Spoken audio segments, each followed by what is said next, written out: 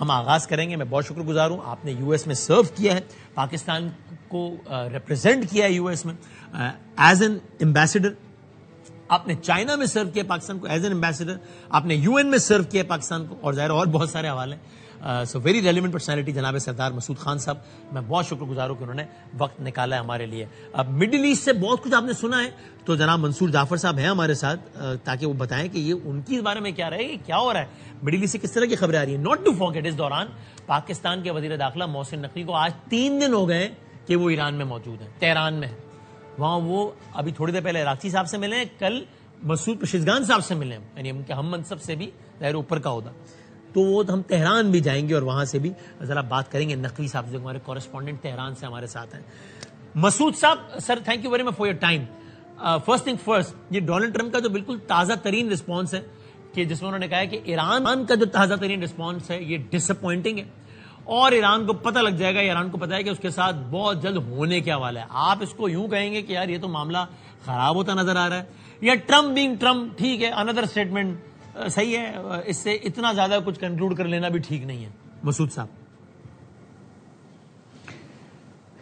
ایک تو بادام صاحب بہت بہت شکریہ دعوت دینے کا, آپ سے گفتگو کر کے بہت خوشی ہو رہی ہے سر. Thank you. دوسرے میں یہ عرض کروں کہ ایک طرف جو ہے اسکلیشن بڑھ رہی ہے, اور دوسری طرف جو ہے یہ کچھ لچک بھی نظر آ رہی ہے. مثال کے طور پر امریکہ نے یہ اشارہ کیا ہے وہ کچھ معاشی پابندیاں جو کہ office of foreign assets control کے تحت ہیں ان کو نرم کرنے کے لیے تیار ہے, تا وقت ہے کہ کسی قسم کا ان دونوں فریقین میں کوئی معاہدہ نہ ہو جائے.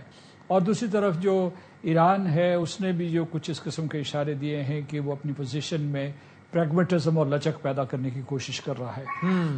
دوسری طرف دھمکیاں بھی جاری ہیں, اور زیادہ دھمکیاں جو ہیں وہ امریکہ کی طرف سے ہوتی ہیں. وہ کہتے ہیں کہ جی ابھی ان پچھلے 48 گھنٹے میں پھر دہرایا ہے کہ وہ پورے کے پورے ایران کو تہس نہس کر دیں گے اور ایران اٹھنے کے قابل نہیں رہے گا. اور انہوں نے جو کچھ عرصہ پہلے یہ کہا تھا کہ ایران کی تہذیب کو تباہ کر دیں گے, اسی تھیم کو انہوں نے دوبارہ دہرایا ہے.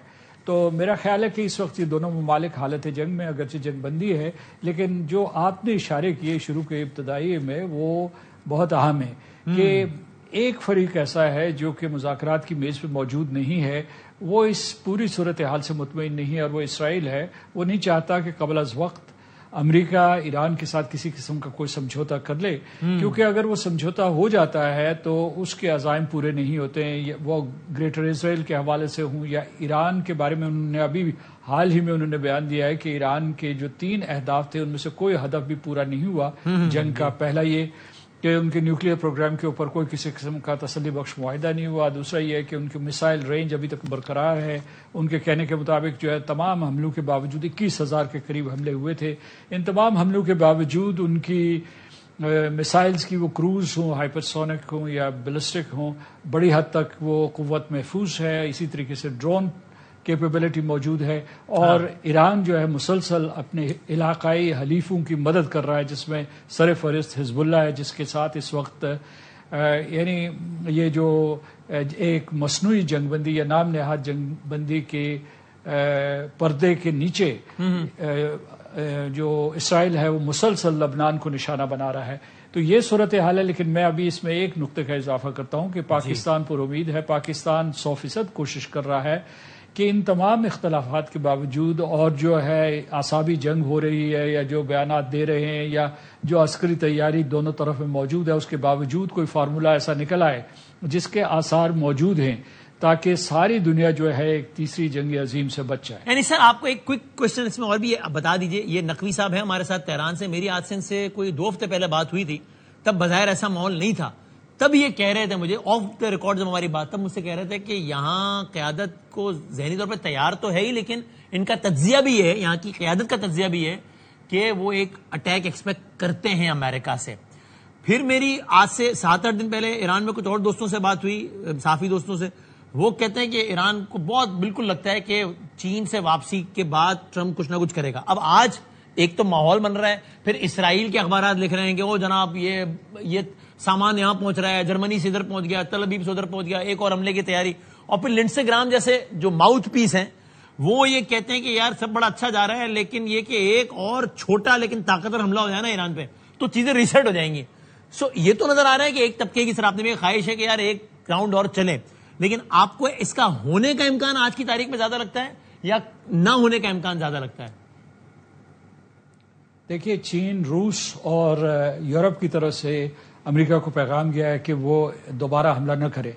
اسرائیل خواہاں ہے کہ کسی قسم کا ایک فیصلہ کن حملہ ضرور ہونا چاہیے، لیکن جو امریکہ نے جنگ کی تیاری کی ہوئی ہے اس میں وہ کوئی اضافہ نہیں کر سکتا۔ اس کے 3 ایئر کرافٹ کیریئرز یہاں موجود ہیں، ڈسٹرائرز موجود ہیں، اس کے ایمفیبین فورس موجود ہے، پیرا ٹروپرز موجود ہیں، اور یو ایس ایس ٹرپلی موجود ہے، یو ایس ایس کینبرا موجود ہے، ساری کی ساری اپنی جگہ پہ متعین ہے۔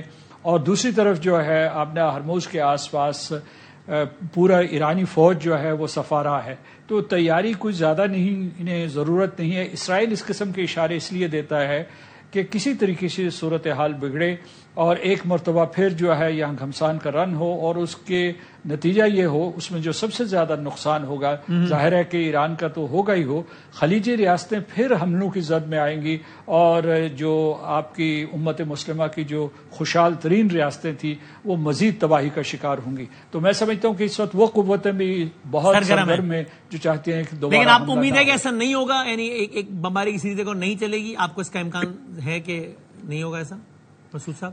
میں اس لیے قطعیت کے ساتھ نہیں کہہ سکتا ہوں کیونکہ جو پینٹاگون ہے اور جو ان کی جو سینٹ کام ہے وہ پوری کی پوری تیاری کر کے یہاں بیٹھی ہوئی ہے۔ صدر ٹرمپ جو ہے وہ اپنے مزاج کے مالک ہیں، اور پھر جو ہے نا بہت ہی زیادہ متلون مزاج ہیں، ہی مرکیوریل، وہ کسی وقت فیصلہ بدل سکتے ہیں، اور اگر انہوں نے فیصلہ بدل دیا تو اس کا امکان ہے۔ لیکن صدر ٹرمپ کے اوپر بھی بہت دباؤ ہے، نہ صرف اپنی بیس سے، میگا بیس سے، بلکہ بین الاقوامی برادری سے، اور خاص طور سے جو معاشی منڈیاں ہیں ان کی طرف سے ان کے اوپر دباؤ ہے کہ اس جنگ کو فوری طور پر ختم کیا جائے۔